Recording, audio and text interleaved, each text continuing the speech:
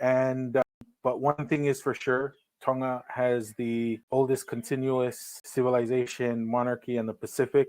And that's why Tonga, all the latest evidence, even though Tongans have believed it since the beginning, is the true cradle of Polynesia. No, and that's actually a very interesting point there, Danny. There's a lot of discussion on our TikTok videos. There's discussions going back and forth, and Masi and I did the video on the Manua Empire and the Tuipulotu Empire. Those are ideas that are floating around.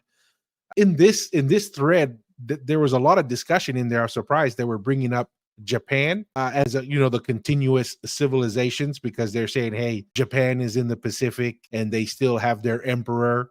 I won't scroll down into it, but what are your thoughts on that? Should Japan be included in this discussion as the oldest, or was there a break in their civilization's existence to this day, from the emperor to today? Well, see, it comes down to, because the original people of Japan are the Ainu. The current Japanese people came from the mainland and slowly, island by island, pushed the Ainu, which are the original inhabitants of the Japanese islands. Of the islands. I wasn't aware that there was an indigenous group that were separate from the Japanese. I had just assumed that they were.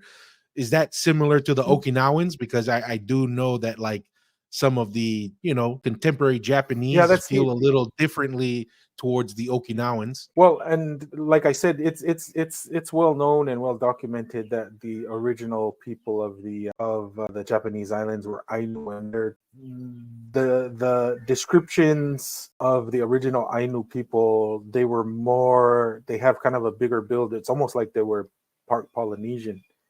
They had kind of a bigger build than the smaller Asian populations that came in later. But Japan is definitely in the conversation as one of the oldest continuous civilizations. If you notice, it says one of the oldest. So it's basically between Japan and Tonga. Nowhere else can kind of lay that claim.